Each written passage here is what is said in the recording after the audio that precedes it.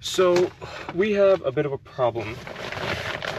This whole back section of this van is supposed to be completely blocked out to where nobody can see inside.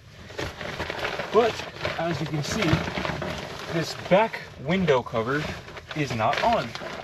And that is not by design. You see, we have tried various different solutions to keep this window cover in place. For starters, a big part of the reason why it won't stay in place is because the window cover simply doesn't fit properly. So we cut it out, but obviously there are some gaps there. That's whatever. Having gaps is better than having a whole entire window be open to the public eye when you're sleeping in a car, especially with your girlfriend. But we've tried using these suction cups to keep the window cover in place, and the suction cups have not been working. First, we tried using these suction cups. We had about 3 or 4 of these. Those didn't hold up. And then today, before we left, we actually went to Home Depot and got some of these suction cups right here. So these are some pretty high quality suction cups, I would say. You can even press the button and really seal it in to get all of the air out of there. They have hooks to keep the window cover in place, and we got 3 of them. But it doesn't matter how many of these you have if they don't stick to the window. And that is the main problem that we have been having, is that it doesn't matter what suction cups we use, they just don't stick to the window. Now, are there ways that we can maybe try to tape the window cover to the window, or maybe use some sort of adhesive or something like that to keep it there? Yes, I'm sure that that is a possibility. However, that would present another set of challenges. For starters, any kind of adhesive would very likely ruin this here window. And we don't want that to happen because, well, this isn't actually my car, it's my parents' car, and I'm just borrowing it. But aside from that, even if the actual window didn't matter, by using adhesive, we would pretty much ensure that we wouldn't be able to take this window cover off, which would present a lot of challenges when actually driving, because you want to be able to see behind you. You have to be able to see behind you, and with this in place, you wouldn't be able to do that. I wouldn't be able to do that, which I'm pretty sure would put me on the wrong side of the law. So we have to make these suction cups work somehow, some way. And we have been trying and trying and trying, repositioning them. I tried sealing them with water. Per ChatGPT's advice, it said to seal the suction cups in with water to prevent air from leaking in. That didn't work. And I mean, these suction cups aren't even holding for more than 15 or 20 minutes.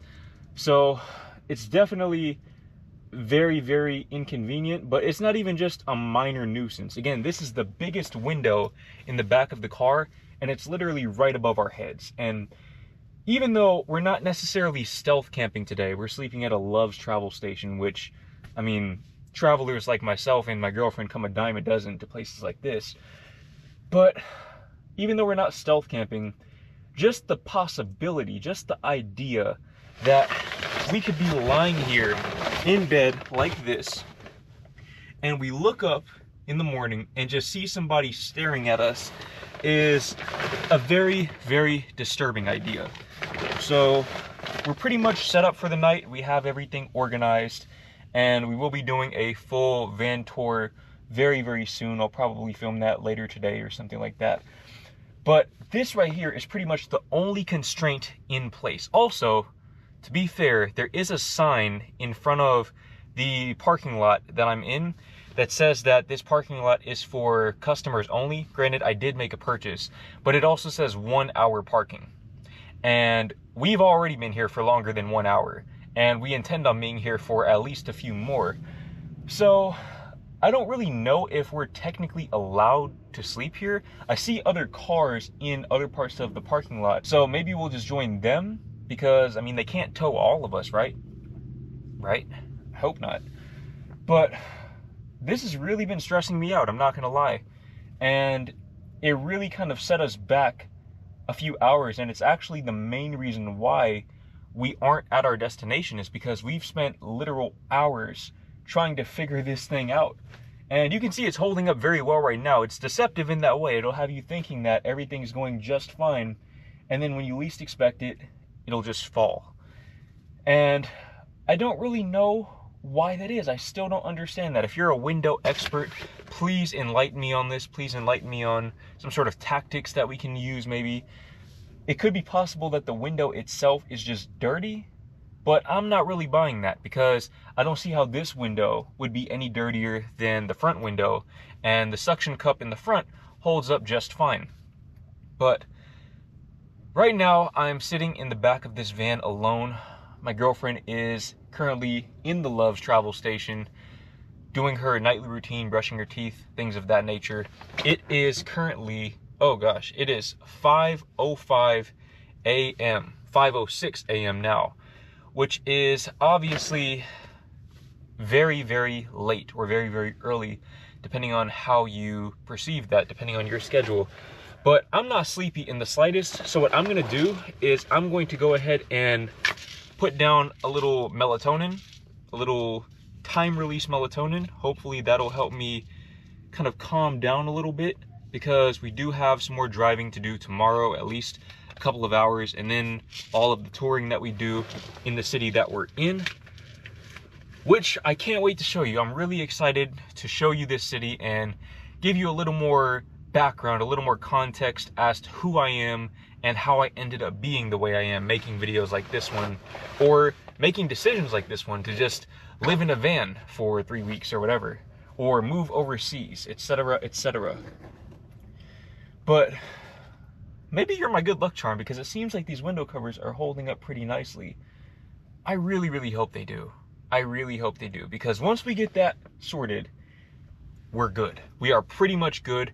We do still have an issue with the engine overheating, but we can just get some coolant, figure that out with ChatGPT. I don't really know how to do anything under the hood of a car at all. I am not a very mechanically inclined person. So that's probably going to be a very big hassle and an endeavor in itself. But it is way too late for me to be having this much energy. I feel very, very energetic right now, and I don't know why. And it is hot as hell in this car, and that's a pretty bad sign because the sun isn't even up yet. So I don't know how hot it's going to get when the sun comes up. We might leave a window cracked or something like that, but I don't know. If it rains, then the interior gets cooked. I don't know. We're going to figure all of these things out in due time. But in the meantime, let me go ahead and take this melatonin and just get myself mentally prepared for sleep, because honestly, after all of these hours of driving, I need it.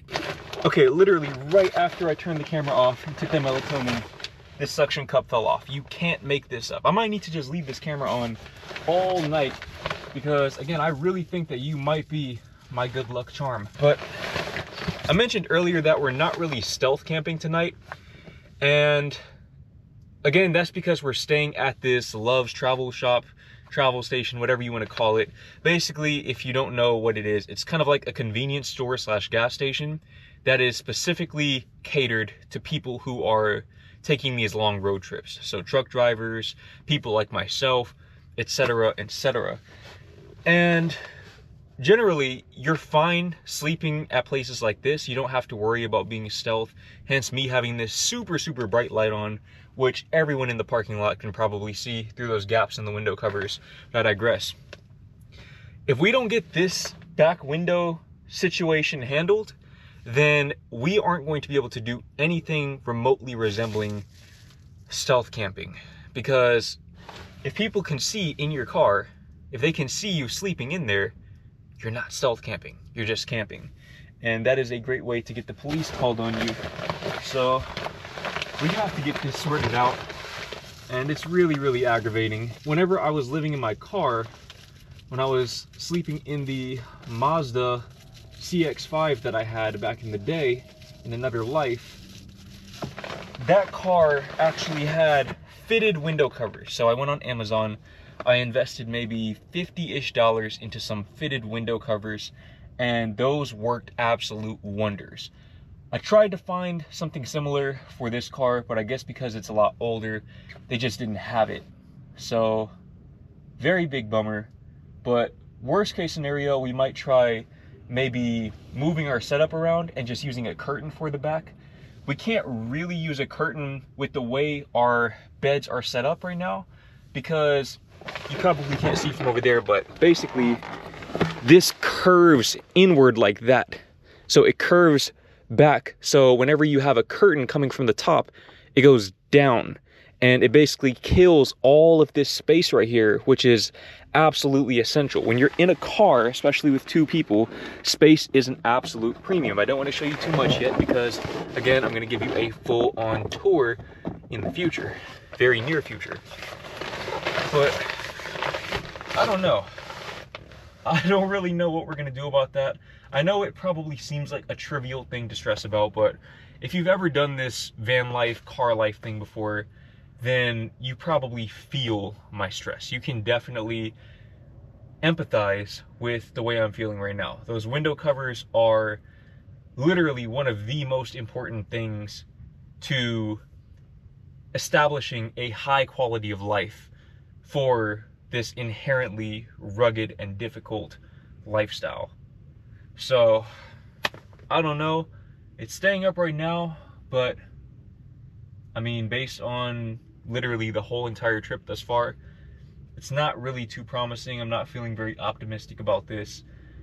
We'll figure it out, and I think that that's kind of the essence of this van life lifestyle, or this car life lifestyle, is creative problem solving and just figuring things out on the fly, not really trying to plan or account for every possible difficulty that you'll encounter, because you can't, but rather being in a mental state, maintaining a mental state where you are able and willing to adapt to the difficulties as they arise, and being able to do that in a very creative and spontaneous way.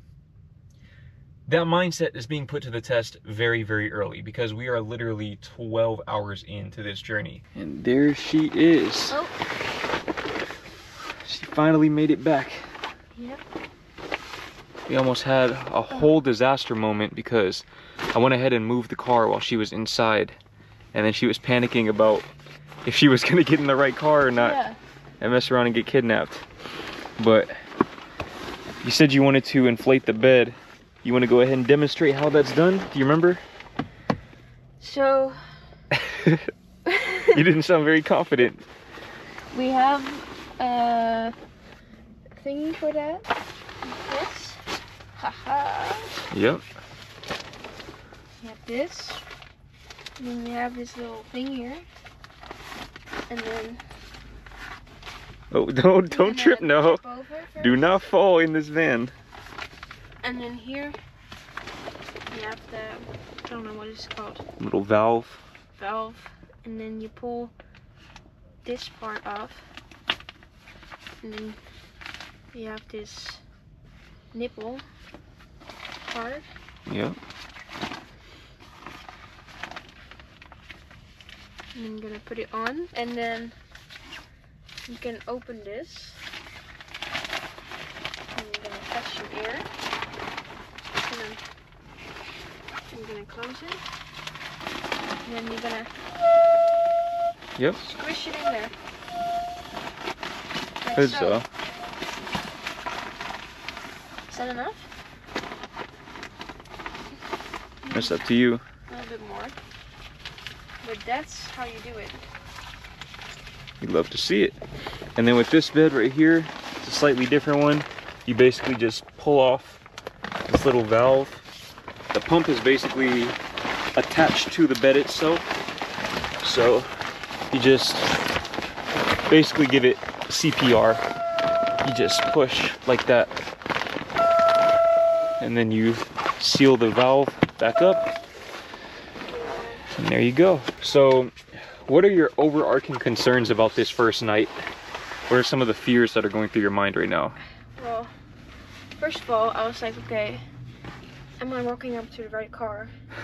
Because I don't know this license plate or anything. I was like, what if there's an exact identical car Oh, no. that's here, and I was just walking up to this and I'm getting into this stranger's car. Just imagine. So I was like, oh my god. And yeah, I mean, this place doesn't seem too scary because there's a lot of light and there's a lot of other people here. But at the same time, you don't know if those other people are kind of,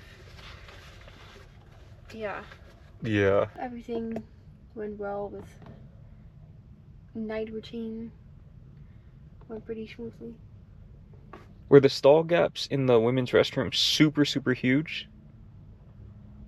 I didn't notice it. The stall gaps, I'll put a picture on the screen right now. They were so big. This is the first time that the stall gaps actually made me uncomfortable. What other concerns do you have as far as spending this night here? Yeah, if we're even gonna get any sleep.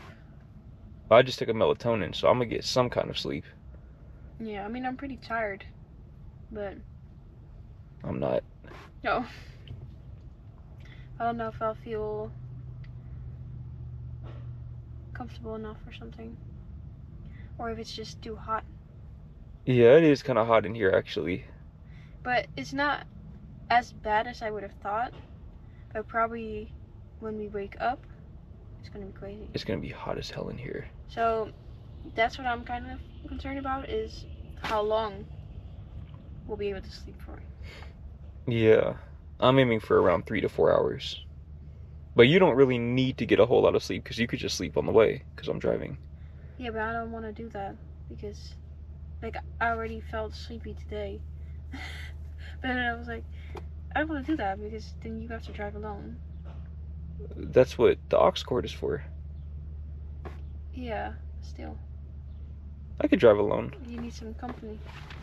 You need some sleep. Also, another thing is if I'm gonna have to pee again. Yeah, so actually, do you want to show them our backup plan, our contingency plan for if that happens? So back behind the food container, we basically have, you can just show them one of them. We have these 2 empty protein powder tubs, and those will serve as emergency toilets if we need them. Yeah. And obviously, because we're at this Love's travel station, we could just go to the bathroom. It's not that big of a deal. But if we're stealth camping, then we have to stay in the car pretty much all night. So we might definitely make good use of those. I know that I myself ran into some pretty close calls when I was living in my car that first time. Yeah. And there were times where I used a water bottle and the water bottle wasn't big enough. I found that out the hard way. Oh.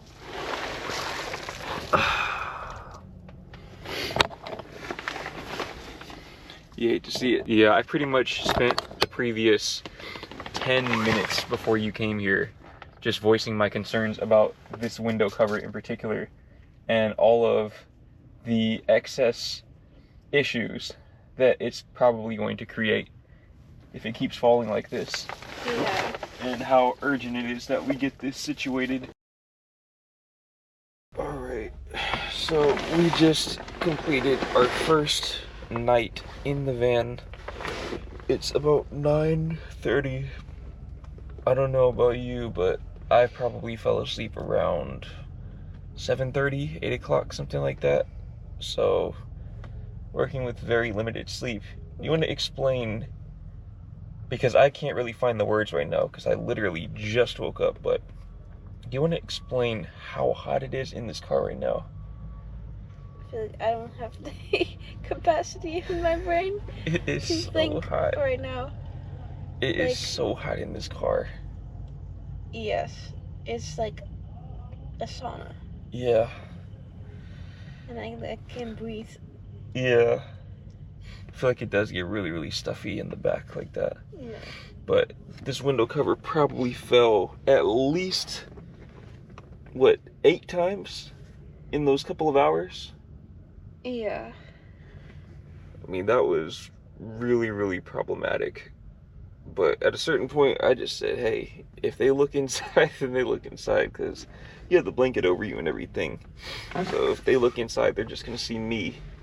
I'm like, look, if they want to look at me, then they can look at me all they want. But this is basically what it's looking like. This is kind of the setup. You can see we have the curtain. We have the window covers, of course, the curtains. So you can imagine how hot it would be if we didn't have any of that stuff. But yeah, I don't think I'm going to be getting any more sleep for the foreseeable future right now. But that's a good thing, because at the very least we should be able to sleep earlier tonight. Yeah. But this is what van life looks like. It looks like sleep deprivation. It looks like hot cars with all this noise outside. And it looks like canned food. Actually, the noise wasn't as bad as I expected. Really? Or maybe just my reaction to it wasn't as bad. Yeah. Because I don't feel like that was something that was like keeping me awake. It's more so the hotness. Yeah. But if we sleep earlier, that should pretty much mitigate that issue. Yeah. But yeah, we have about, what, 2.5-ish hours to drive. So once we get there, honestly, I might just go straight back to sleep or something. I don't know. I'm tired. Did you sleep at all, by the way? A little. I feel like I kept waking up and I had this weird dream. What was it? Yeah, it was so weird. It was like we were in this exact van in this exact location, but there were people dressed up as Santa Claus, like Santa Claus kind of vibe. But it was nighttime, and so it was weird. And they were going to people's cars and being like trying to act like friendly. But it was a weird vibe, and we were like, okay, we're gonna just ignore them and try to like pretend that we're not in here and not let them see. But then they were coming up the car, and then they were like looking through the window and stuff, and it was this weird vibe, and you were like, okay, be quiet, and then they kept coming closer, and it was almost like they were like in here or something. It was so scary. And then you said something about, oh yeah, the beep that I was hearing. It's like, oh, it could be like the car's gonna be set on fire. I was like, what the fuck? And then I woke up, and then it was so weird because we were actually here. So it was like, Yeah, we're getting that window cover fixed today.